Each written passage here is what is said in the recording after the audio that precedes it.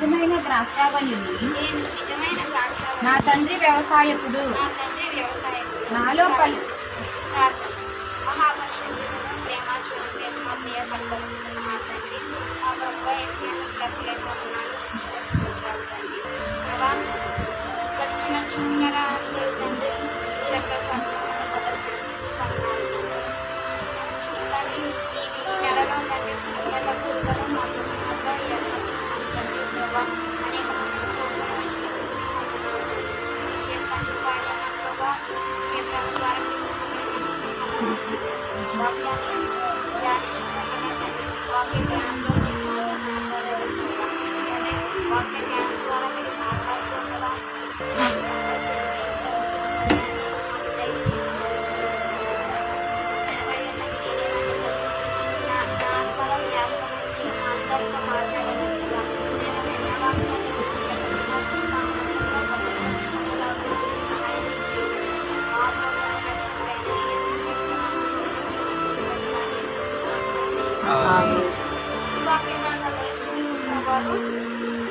ఆయన ఎంతకు వచ్చిన వాళ్ళు చెప్తున్నది ఏమనంటే, నేను నిజమైన ద్రాక్షావల్లి, నా తండ్రి వ్యవసాయం. అంటే యేసుక్రీస్తు ప్రభువారు ఏమని చెప్తున్నారంటే, యేసుక్రీస్తు ప్రభువారు ద్రాక్షావల్లి, ఆయన యొక్క తండ్రి అనగా మన తండ్రి అయిన దేవుడైన యెహోవా తండ్రి వ్యవసాయకుడు అని చెప్తున్నారు.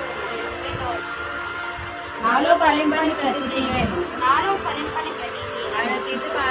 ఆయన తీసి పారవేయును. ఫలించు ప్రతి తీగె మరి ఎక్కువగా ఫలింపవలెను. దానిలోని పనికిరాని తీగలను తీసివేయును. ఇవి రెండో వచనంలో ఏం చెప్తున్నారు? మనం గనక ఆయనలో ఫలించలేనట్లయితే, మనం ఆయనలో ఫలించకపోతే ఆయన ఏం చేస్తానంటున్నారంటే మనలను తీసి పారవేస్తాను. మనల్ని ఇక్కడ ఆయన దేనితో పోల్చారంటే ద్రాక్షావల్లి యొక్క తీగగా మనల్ని పోల్చారు. ఆయన ద్రాక్షావల్లి కాబట్టి మనం కనుక ఫలింపకపోతే ఆయన మనలను తీసి పారవేస్తాం. ఫలించి ప్రతి తీగే మరీ ఎక్కువగా ఫలింపవలని దానిలోని పనికిరాని తీగలను తీసివేయాలి. ఒకవేళ కొన్ని ఫలిస్తూ ఉండగా అవి ఇంకా ఫలించాలంటే దాని చుట్టూ ఉన్న ఫలింపని తీగలను తీసివేయాలి. అవి తీసివేయకపోతే ఇవి కూడా ఫలించాలి. ఈ ఫలించేవి ఇంకా ఎక్కువగా ఫలించాలి అని ఆయన ఏం చేస్తారంటే ఆ పనికిరాని తీగలన్నింటినీ పారవేస్తారు. నేను మీతో చెప్పిన మాటను బట్టి మీరిప్పుడు పవిత్రులై ఉన్నారు. అక్కడ ఏం చెప్తున్నారంటే ఆయన చెప్పే మాటను బట్టి మనం ఏ విధంగా ఉన్నామంటే పవిత్రులమై ఉన్నాం. అది ఏ మాట అంటే నా యందు నిలిచి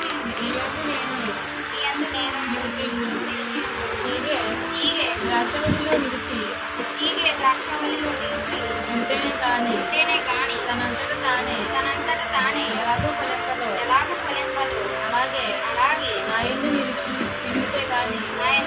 ఉంటేనే కానీ ఫలింపదు.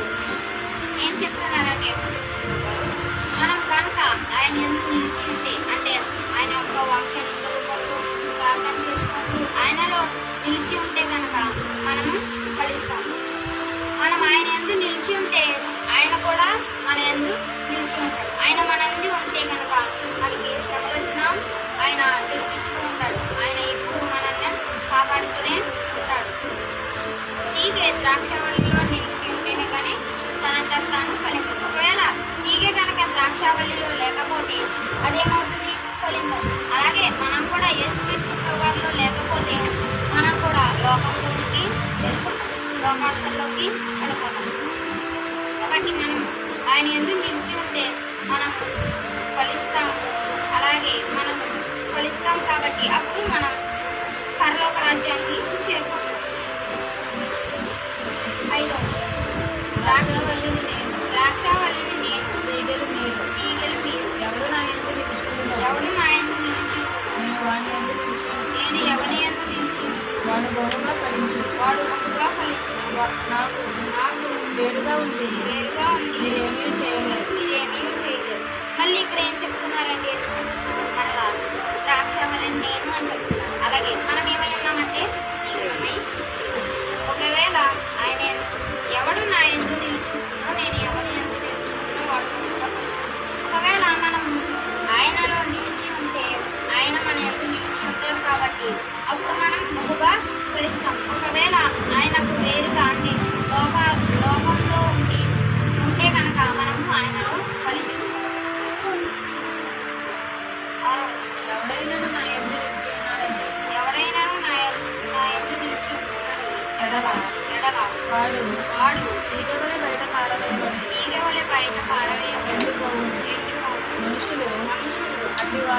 అట్టి వాటిని పోగు చేసి అగ్నిలో పారవేసి అవి అవి కాలిపోను. కాలిపోవు.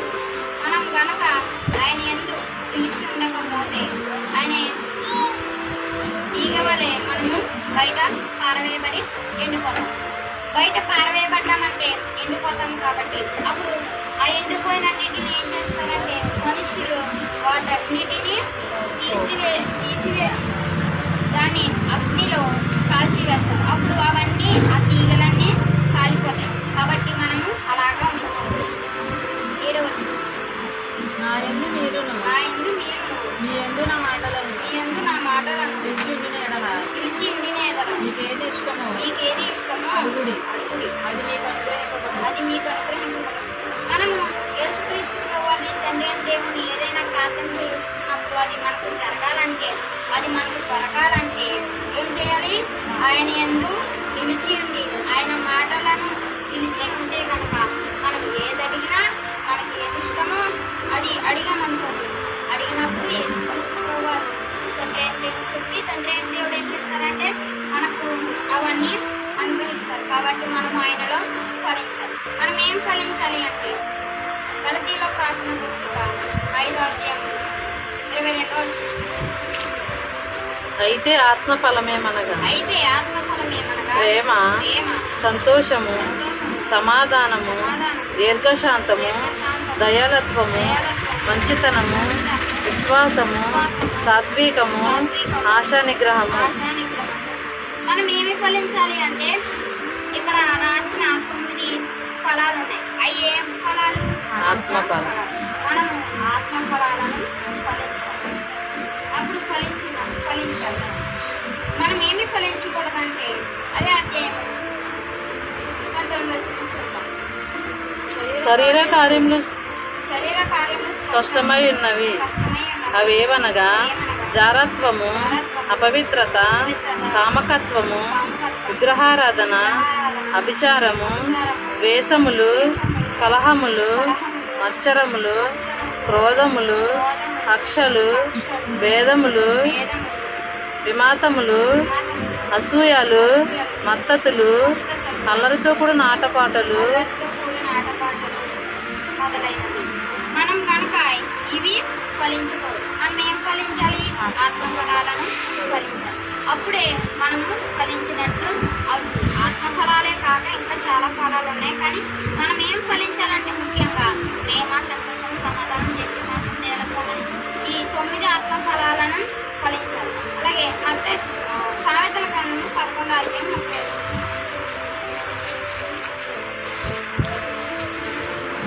సామెతల గ్రంథము 11వ అధ్యాయం.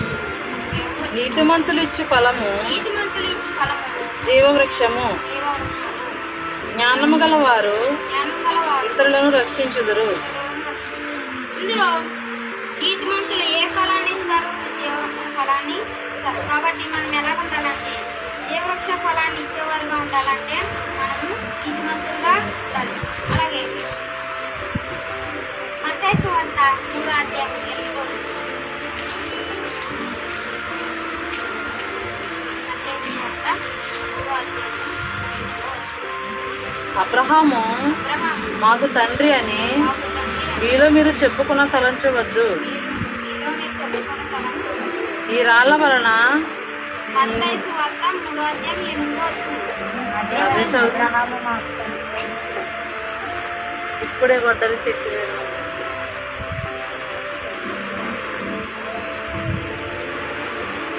7వ వచనం. చివరిలో చదవండి. మారు మనస్సుకు తగిన ఫలము ఫలించును. మనం దేనికి తగిన ఫలాన్ని ఫలించాలంటే మారు మనస్సుకు తగిన ఫలాన్ని ఫలించాలి. మారు మనస్సు పొంది దాని ఫలాన్ని ఫలించకుండా ఉండకూడదు. మారు మనస్సు పొందాలి, బాప్తిస్మం తీసుకోవాలి. అలాగే దానికి సంబంధించిన ఫలాన్ని కూడా ఫలించాలి. అంటే యేసుక్రీస్తు ప్రభువులో నిలకడగా ఉండాలి. ఆయన ఎందుకు భయభక్తితో ఉండి వాక్యాన్ని చదువుకోవాలి, ప్రార్థన చేసుకోవాలి. ఆ విధంగా మారు మనస్సుకు తగిన ఫలాన్ని ఫలించాలి. మారు మనస్సే పొంది ఫలాన్ని ఫలించకపోతే అది కానీ మనం ఏం చేయాలంటే మారు మనస్సు బాప్తిస్మం తీసుకొని దానికి తగిన ఫలాన్ని ఫలించే విధంగా మనము ఉండాలి. అలాగే రోమియోలకు రాసిన పత్రిక 6వ అధ్యాయం 22. అయినను అయినను ఇప్పుడు పాపం నుండి విమోచింపబడి దేవునికి దాసులై పరిశుద్ధ కలుగుటకే మీకు ఫలము. మనం దేన్ని కలిగి ఉంటే మనకు ఫలం అంటే మనం పరిశుద్ధత కలిగి ఉంటే మనకు ఫలం. మనం కనుక పరిశుద్ధత కలిగి ఉన్నట్లయితే మనకు ఫలం. కాబట్టి మనం ఏం కలిగి ఉండాలి? పరిశుద్ధతను కలిగి ఉండాలి. అప్పుడు మనము ఫలిస్తాము. అలాగే మత్తయి సువార్త 5వ అధ్యాయము 12వ వచనం. సంతోషించి ఆనందించుడి, సంతోషించి ఆనందించుడి, పరలోకమందు పరలోకమందు మీ ఫలం అధికమగును మీ ఫలము అధికమగును. ఇలాగున ఇలాగున వారు మీకు పూర్వమందుండిన ప్రవక్తలను హింసించిరి మీకు పూర్వమందుండిన ప్రవక్తలను హింసించిరి. మనము సంతోషించి ఆనందించాలి. ఎందుకని? పరలోకమందు మన ఫలము అధికము. దేనిని బట్టి సంతోషించి ఆనందించాలి? దేనిని బట్టి మన మన పరలోకమందు మన ఫలం అధికమవుతుందంటే 11వ వచనం చూద్దాం. మా నిమిత్తము జనులు మీకు మీ మీద అబద్ధముగా మీ మీద అబద్ధముగా చెడ్డ మాటలెల్లా పలుకున్నప్పుడు చెడ్డ మాటలెల్లా పలుకున్నప్పుడు మీరు ధన్యులు. మీరు ధన్యులు. మనల్ని కనుక ఆయన యొక్క నామమును బట్టి ఒకవేళ ఎవరైనా మనల్ని హింసిస్తే, ఒకవేళ మనం క్రైస్తవులము అని మనల్ని ఎవరైనా హింసించినట్లయితే మనం ఏం చేయాలంటే సంతోషించి ఆనందించాలి. ఎందుకని? ఆ సమయంలో పరలోకమందు మన ఫలము అధికమవుతుంది. కాబట్టి మనము నిరాశ చెందకూడదు, ఏమి చేయకూడదు, కానీ సంతోషించి ఆనందించాలి. అప్పుడు పరలోకమందు మన ఫలం అధికం అవుతుంది. కాబట్టి మనం ఏం చేయాలంటే సంతోషించి ఆనందించాలి. అలాగే మత్తయి సువార్త 7వ అధ్యాయం 10వ. అలాగుననే అలాగునని ప్రతి మంచి చెట్టు మంచి ఫలములు ఫలించును, ప్రతి మంచి చెట్టు మంచి ఫలములు ఫలించును, పనికి మాలిన చెట్టు కాని ఫలములు ఫలించును. పనికిమాలిన చెట్టు కాని ఫలములు ఫలించును. ఒకవేళ మనం గనక మంచి చెట్టు వలె ఉన్నట్లయితే మనం మంచి ఫలాలను ఫలిస్తాం. లేదా ఒకవేళ చెట్టులా ఉంటే చెడ్డ ఫలాలనే ఫలిస్తాం.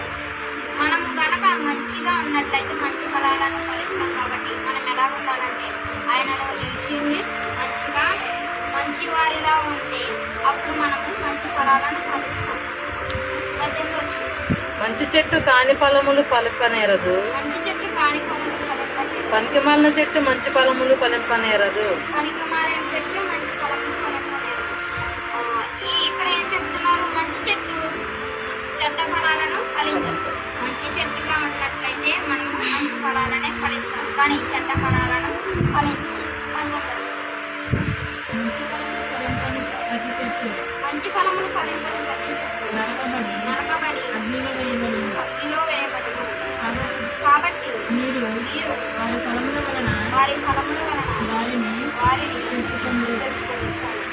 ఈ వచనంలో ఏముందంటే మంచి ఫలాలు కనుక ఫలించలేదట్లయితే ఆ చెట్టును నరికివేసిన తర్వాత దాన్ని అగ్నిలో కాల్చివేస్తాం. కాబట్టి మనం ఎలా ఉండాలంటే మంచి ఫలాలను ఫలించేవారిగా ఉండాలి. యోహాను సువార్త 15వ అధ్యాయంలో ఏముంది? ఫలింపని ప్రతి తీగె అగ్నిలో వేయబడిన కదా. అలాగే ఇక్కడ కూడా మంచి ఫలాలను ఫలించని ప్రతి చెట్టు అగ్నిలో వేయబడును అన్నది. కాబట్టి అంటే ఇప్పుడు మనం కనుక మంచి ఫలాలను ఆయనలో ఫలాలను ఫలించకపోతే నరకంలోనికి వెళ్ళిపోతాం. మనం నరకంలోనికి వెళ్ళకూడదు. మనం కనుక ఆయనలో నిలిచి మంచి ఫలాలను ఫలిస్తే మనం నిత్యమైన పరలోక రాజ్యాన్ని చేరుకుంటాం. కాబట్టి ఆ విధంగా మనం ఉండాలి. అలాగే మత్తయి సువార్త 3వ అధ్యాయం 10వ వచనం. ఇప్పుడే గొడ్డలి చెట్ల వేరున ఉంచబడి ఉన్నది గొడ్డలి చెట్ల వేరున ఉంచబడి ఉన్నది గనుక మంచి ఫలములు ఫలింపని మంచి ఫలములు ఫలింపని ప్రతి చెట్టును ప్రతి చెట్టు నరకబడి అగ్నిలో వేయబడిను. నరకబడి అగ్నిలో వేయబడును. ఇప్పుడే గొడ్డలి ఎక్కడున్నది? చెట్ల వేరున ఉన్నది. ఒకవేళ మనం గనక మంచి ఫలాలను ఫలించకపోతే మనల్ని నరికేస్తారు. అప్పుడు మనల్ని ఎక్కడ వేస్తారు? నరకబడి అగ్నిలో వేయబడతాం. కాబట్టి మనం ఎలా ఉండాలంటే మంచి ఫలాలను ఫలించే వారిగా ఉండాలి. అలాగైతేనే మనం నిత్య రాజ్యమైన పరలోక రాజ్యం చేరుకుంటాం. లేదా నరకబడి అగ్ని